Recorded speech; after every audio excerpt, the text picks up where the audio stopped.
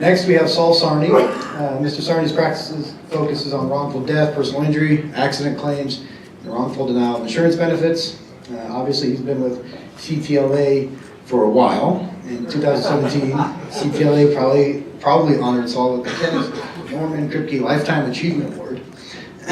He currently serves on the Board of Directors on the Executive Committee. He also co-chairs CTLA's Case Assistance Committee. And this committee develops, promotes, and maintains programs such as the CTLA Listserve. That's the official introduction I'm supposed to give. When I was talking to Saul, he said, "Tell him I'm a trial lawyer." Yes, that's it. Thank you. I am here because I am the co-chair of the Case Assistance Committee, along with Mary Bush and Sam Cannon. I'm also here because, as some of you may have noticed, during the election cycle, there was a disturbance in the force on the listserv. But the topic that was listed in the program for me was Listserve Rules. But I'd like to start off talking about how to make the listserv more effective for you and your colleagues, because that's really what it does. And I'll get to the disciplinary part of this presentation a little bit later. But I'd like to talk about some things that you can make the listserv more efficient for you. One of them is to think about how you use a description of your topic in the listserv. It makes it more efficient for everybody. It makes it more likely, if you describe it adequately, that people are going to open it and actually respond to it. The other thing that there are several things I want to talk about. One of them is that frequently what I find is if I'm looking at something on the list, I just see the last response rather than the entire string. So there are instructions in the materials that I gave you about how to include the entire string. The simplest way is not to respond in the body of the message itself, but to respond in your email box and just hit reply. That will include the entire string so somebody can follow it all the way through. The other thing is that I've given some examples in the material that I prepared. So there are some really good examples of how to communicate what it is so that people can get it, and also so they can find it in the listserv later, or in the archive later on.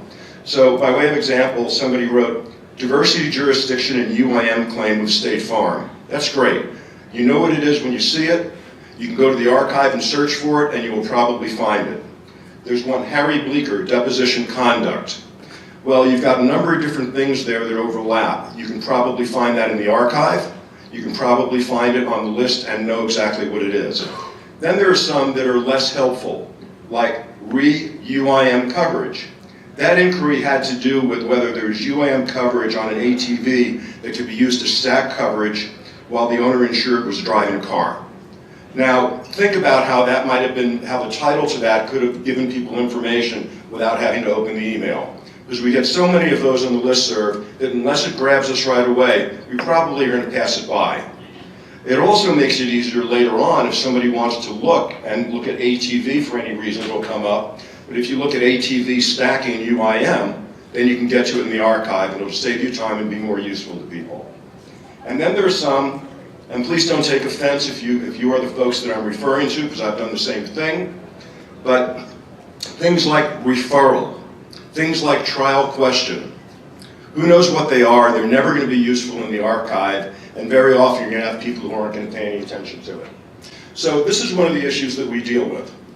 And I thought this was about miscommunication. And I don't know if you can see this, but I thought it was pretty funny. Nobody seems to be laughing at it, but I did. And then we have things like this. And these are also, what I did is I just Googled things about miscommunication on the internet. And these are the kinds of things that we talk about, and they're the kinds of things that are pretty simple but to keep in mind when you're using the listserv. And then this is sort of the disagreement about, my words came out fine, but you're not receiving them the way I intended. So think also about how the recipient is going to get them, not just how you're thinking about them. Now what I also want to get to is this. This is why we were asked to speak on this topic in the first place. And during the election cycle, things became extraordinarily uncivil. You can disagree about issues. Personal attacks will not be tolerated. Absolutely not. You want to disagree about issues? That's fine. You attack a person, you're going to be disciplined, and that includes suspension from the listserv. We take this very seriously. This is one of the most valuable resources we have. Now, people have talked about how long I've been around, and at some point I'll have to acknowledge that. But before we had the listserv, before we had email, before we had wheels and cars and horses, we were small groups of people fighting against firms that were funded by insurance companies. Collectively, we have the resources to be powerful. Individually, we don't. And any discord amongst us does not serve us in any way whatsoever. It hurts us and harms us. So there's a couple of things. One of the other things along those lines is there is a new listserv etiquette and a new listserv contract. By virtue of your participation on the listserv, you've agreed to the terms of both of those. When you renew your membership, you'll have to sign documents indicating that you've agreed to those things. The other thing that's important is if you're going to post something that's political, you are now required to put political in the subject heading. That way, the people, and there are many of us, or many of you, who don't want to deal with it. And that way they know what it is, and they don't have to engage if they don't want to. So that's it.